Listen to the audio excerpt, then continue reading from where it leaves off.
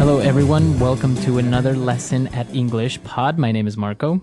My name is Catherine. So, Marco, what are we talking about today? Today, we're going to be talking about a popular topic all over the world, and that is smoking. Well, not so popular in the States right now, to be honest. Well, that's the thing. In every country in the world now, they are becoming more strict on smoking and where you can smoke. So it's becoming very difficult for smokers nowadays. Well, it's a good reason to want to quit. And that's what we're going to be talking about today is quitting smoking. Well, before we get going, we do have a really important phrase that we should preview in today's vocabulary preview. Vocabulary preview. All right, so on vocabulary preview, we're going to take a look at this word, pack of smokes. Pack of smokes.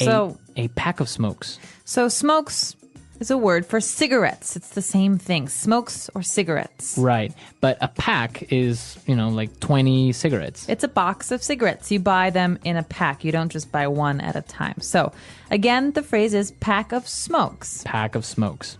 So why don't we listen to our dialogue for the first time and see what's going on with this smoker.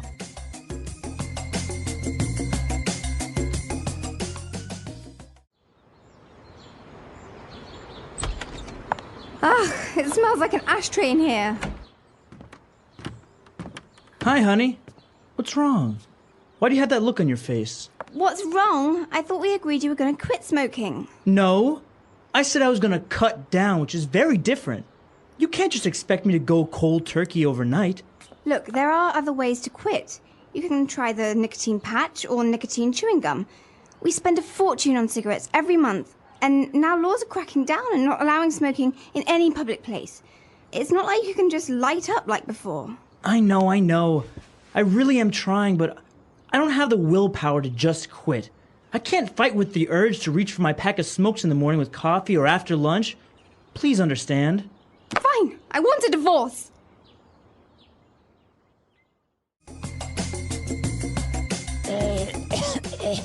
Sorry, I just smoked a pack of cigarettes. You do smoke, don't you? Well, we'll talk about that later. All right, so it is a little bit extreme, though. I mean, he's divorcing her because she won't quit.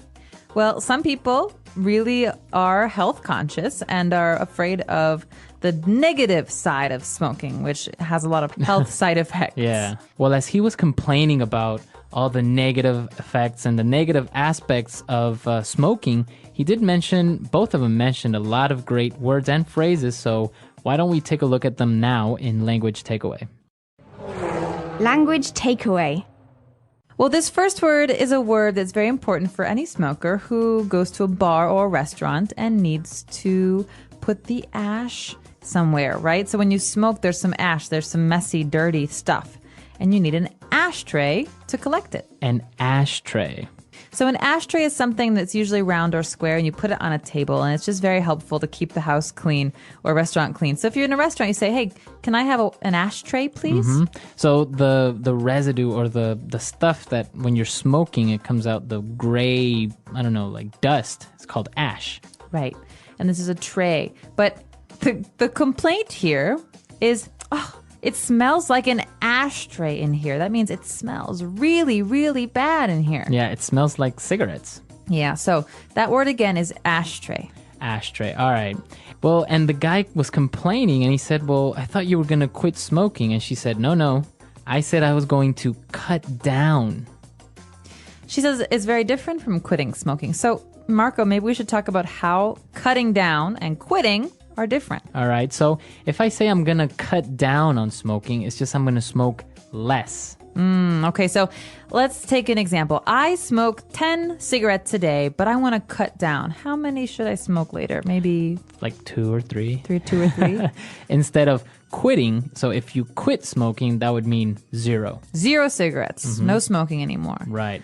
All right, so you can also cut down on carbs, like carbohydrates. So some people who cut down on carbs eat less bread. They don't eat any pasta. So these are really good ways of trying to talk about dieting as well as smoking. Right. And I think we have a couple of examples of other ways we can use this phrase cut down. So let's listen to them now. Example 1. Our company has decided to cut down our workload, so from now on, we leave at 3 p.m. every Friday. Example 2. You should really cut down on the amount of salt you eat. It's not good for you. Example 3. My doctor told me I need to cut down on fatty foods because of my heart condition. And when you want to smoke a cigarette, you have to do something first with some fire. So we call this lighting up. To light up. So lighting up, it doesn't mean turning on the light. No. It actually means using a lighter or some fire to start your cigarette. Right, so you want to light up with the lighter, matches, or some sort of fire. The man says, the husband says, it's not like you can just light up like before. That means it's not like you can just smoke like before. So Right. in some cases, light up means to smoke a cigarette. We're in a movie theater and someone lights a cigarette. And I say, oh, you can't light up in here. Right, so you can't smoke in here. You can't smoke in It's here. another way of saying smoking. Very good. And she was explaining, how difficult it is, and she's trying to quit, but she said, I don't have the willpower to just quit. Ooh, willpower. So this is an important word. Willpower. Willpower. You think of the main part of this word as will. That means the desire to do something. You want to do something. So if I have willpower, I have strong willpower, what am I saying? You're saying that you can make a decision and you can follow your decision. So I decide not to eat cake. I have very strong willpower, so I never eat cake. Mm-hmm. If I don't have strong willpower, maybe I sometimes cake. secretly eat cake in the middle of the night from my refrigerator. So that happens, right? Sometimes you don't have strong enough willpower, so you kind of eat a little bit of cake. Yeah, when so- nobody's watching. Exactly. And you can have willpower about lots of different things. So this is a great word, again, to use when you're talking about dieting or smoking or drinking. Any type of maybe temptation. Exactly. All right. And well, she said she had this urge to reach for her pack of smokes. Ooh, urge is another good one. And it's very similar to willpower, but an urge is kind of like a physical feeling that makes you want to do something. So you have like this strong desire. So I have the urge to go swimming today. I don't know why, but I really want to. All right. You have an urge. Interesting word. Pregnant women often have these kinds of things too. I have the urge to do something. We also call them cravings. Oh, cravings or urge to do something. All right, interesting. So we've taken a look at these 5 great words, and I think we should listen to our dialogue again. We're going to slow it down just a little bit, and then we'll come back and talk some more.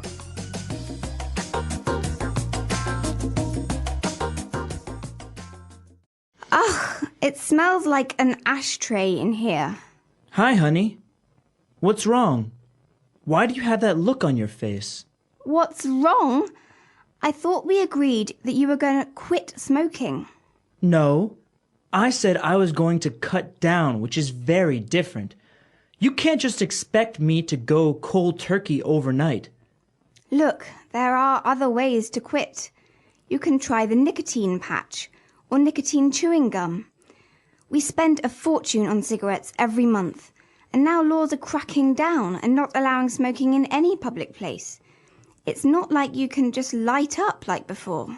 I know. I really am trying, but I don't have the willpower to just quit.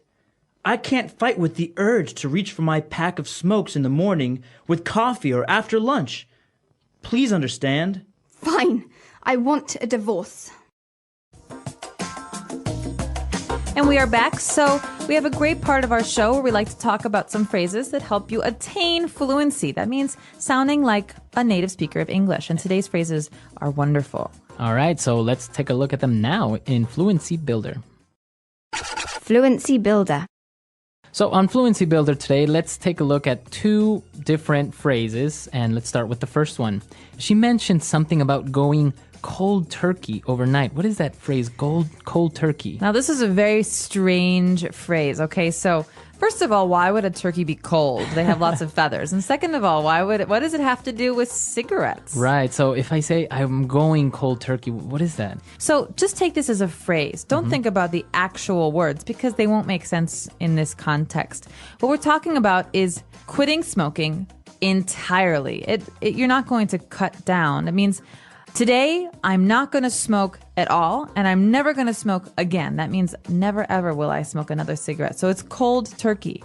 So if I go cold turkey means I stop doing something immediately and suddenly and forever. Entirely. All right. So you can use this phrase for different habits, different things that you do, like drinking, for example, or cutting down on sugar. But generally, we just say this about cigarettes. So it's mostly related to smoking. Yeah, so Going cold turkey. some people like to smoke less, like one cigarette a day or one cigarette a week. But going cold turkey is supposed to be the hardest. Right. Okay. Going cold turkey. All right. And well, he was explaining the different negative aspects of smoking. He said, well, they spend a fortune on cigarettes every month. And he said, laws are cracking down. So if the laws are cracking down, what is he trying to say there?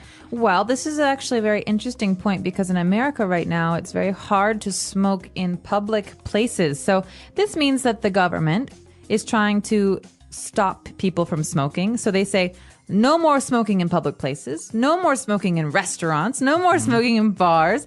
And so this means they're cracking down. They're making it harder to do something. So they are becoming more strict. I think for this phrase, we should listen to a couple of more examples just to make sure we understand it. Example 1. The police are cracking down on drunk driving in our city. Example 2. Our school has really started to crack down on tardiness. Example 3. The president has passed a law that will crack down on possession of illegal substances. All right, so the government is cracking down. Laws are cracking down. Yeah, exactly. So this is an important one because you read this in the newspapers as well about certain laws and police action. All right, great. So I think it's time for us to listen to this dialogue for one last time, and then we'll come back and talk a little bit more about this vice.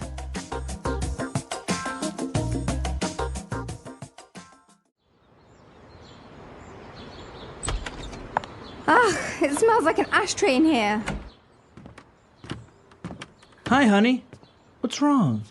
Why do you have that look on your face? What's wrong? I thought we agreed you were going to quit smoking. No. I said I was going to cut down, which is very different. You can't just expect me to go cold turkey overnight. Look, there are other ways to quit. You can try the nicotine patch or nicotine chewing gum. We spend a fortune on cigarettes every month, and now laws are cracking down and not allowing smoking in any public place. It's not like you can just light up like before. I know. I really am trying, but I don't have the willpower to just quit. I can't fight with the urge to reach for my pack of smokes in the morning with coffee or after lunch. Please understand. Fine, I want a divorce.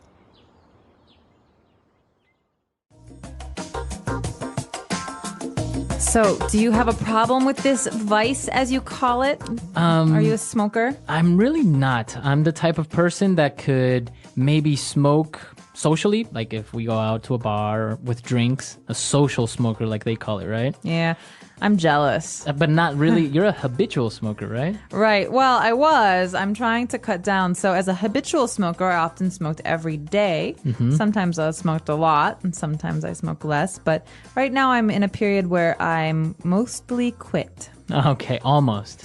Yeah, well, I haven't smoked in a while, and when I do, it's just one cigarette. Now, it is interesting because, like we mentioned, laws are cracking down on where you can smoke, but also taxes and cigarettes are becoming much more expensive, right? Absolutely, especially where I'm from in Chicago. It's easy to spend maybe $10 US or $12 US on one pack of cigarettes. On a pack of cigarettes. Imagine that. Yeah. So, and you have people that can't help smoking 1 or 2 packs a day. Yeah. So how much is that a month? It's just an amazing amount of money. Thousands of dollars. Well, and I have to say, though, a lot of my friends who used to smoke in America have quit. So this is maybe working. The whole thing of making cigarettes more Taxing. expensive. Yeah, making them much more expensive. Now, another interesting thing, and what I was reading recently, is that, those warnings that come on cigarette packs Yeah. that says, smoking kills, smoking causes cancer.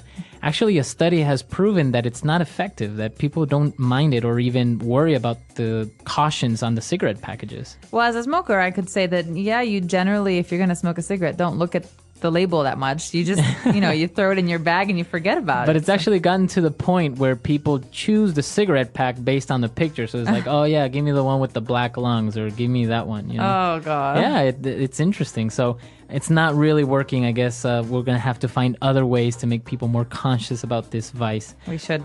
But come to our website at EnglishPod.com. Tell us what you think about this vice, smoking. Is it good? Is it bad? Are you a habitual smoker or just a social smoker? Yeah, we also have lots of great stuff, tools for you on our website, and expansion sentences and all that stuff that helps you continue your studies outside of, well, the car or your house. So check it out. Let us know what you think. And until next time. All right, we'll see you there. Bye. Bye.